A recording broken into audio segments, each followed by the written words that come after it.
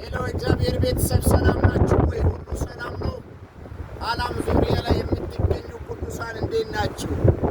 ዛሬ አንድ መልእክት መዝሙረ ዳዊት ላይ 32 ከምዕራፍ ከቁጥሩ ከ6 ላይ የምታገኙ ቃል ጻድቅ ወይም ቅዱስ በምቹ ጊዜ ይጸልያል እናም ውሃ መከራ በመጣው ሰዓት ያርፋል ነው የሚለው።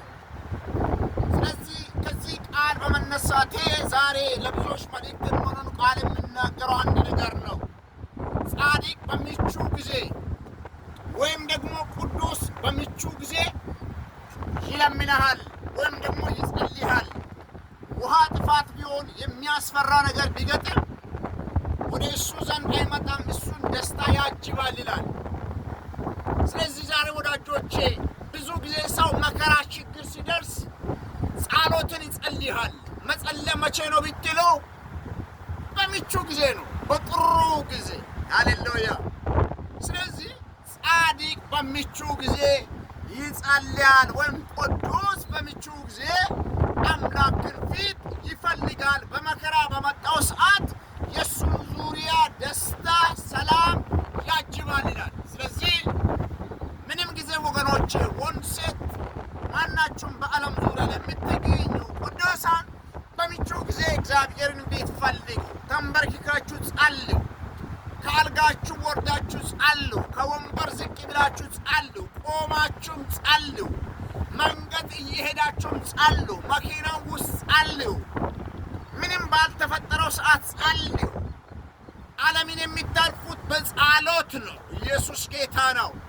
ስለዚህ ዳዊት ሲናገር ጻድቅ ወይም ደግሞ ቅዱስ ሰው በምቹ ጊዜ ይጸልያል።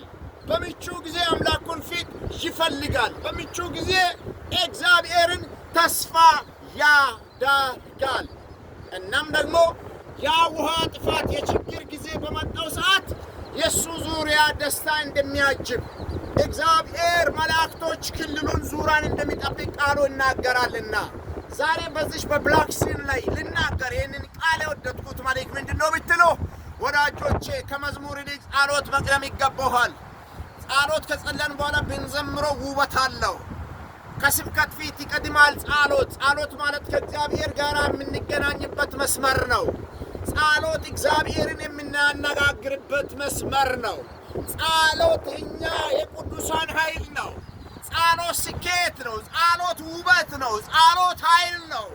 ጸሎት ደስታ ነው። ጸሎት ተስፋ ነው። ጸሎት ጉልበት ነው። ጸሎት ለኛ ኃይል ነው። ስለዚህ ጻድቅ ወይም ቅዱስ ሰው በምቹ ጊዜ ይጸልያል ይላል። ብዙ ጊዜ ሰው ችግር ሲደርስ ነው እግዚአብሔርን ፊት የሚጠራው። መከራ ሲገጥም ነው እግዚአብሔር እርዳኝ እርዳኝ የሚለው። ጻድቅ ግን በመልካም ጊዜ ነው የሚጸለው። ጻድቅ ግን በምቹ ጊዜ ነው የሚጸለው። ጻድቅ ግን ምንም ባይፈጠረው ሰዓት ነው የሚጸለው። ነገር ግን በመከራ ጊዜ፣ በችግር ጊዜ፣ ሰውን በሚያናውጠው ጊዜ ለሱ ደስታ ነው። ለዛ ነው ውሃው እንኳን ቢመጣ በሱ ዙሪያ ላይ ደስታ ያጅባል አለው ዳዊት። ይሄ ምሳሌ ምንድን ነው? ስለ ኖሄ ነው። ኖሄ የተባለው ሰው በምቹ ጊዜ ነው ውሃ ጥፋት እየመጣ ነው እያለ እያወጃ መርከብ እየሰራ ውሃ ጥፋት እየመጣ ነው እያለ በመልካም ጊዜ በሰራው መልካም ነው ተሻገረው። ከውሃ ጥፋት ቤተሰብን ያዳነው። ዛሬም በወዳጆች በዚህ በመጨረሻ ዘመን ላይ እኛ በጸለነው ጸሎት ነው የምናልፈው። ጸልዩ።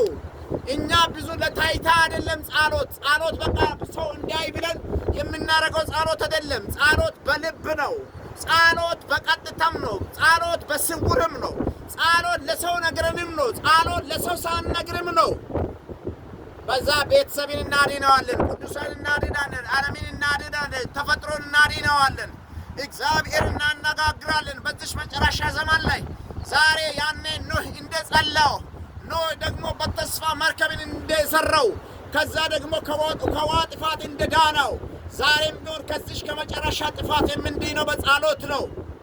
መንግስትን የምንወርሰው በጸሎት ነው። የምናገለግለው በጸሎት ነው። አገር የምንመራው በጸሎት ነው። ተፈጥሮን የምናዘው በጸሎት ነው። ከጥፋት የምናመልጠው በጸሎት ነው። እግዚአብሔር የምናጋግረው በጸሎት ነው። ሪሌሽንሺፓችን ከእግዚአብሔር ጋር የምናስጋባው በጸሎት ነው። እግዚአብሔር የኛን ፊት የሚቀበለው በጸሎት ነው። ዛሬ በጌታ በኢየሱስ በዓለም ዙሪያ ላይ የጸሎትን ጉልበት የበላ አውሬ የተወጋ ይሁን። የጸሎትን ኃይል መተው የተመታ ይሁን። ጸሎትን ደግሞ ፓሽን አድርጎ የተመታ ይሁን። ጸሎትን ያደረቀው የተኛውም የዓለም ሲስቴም የተመታ ይሁን። ጸሎት ኃይል አለው።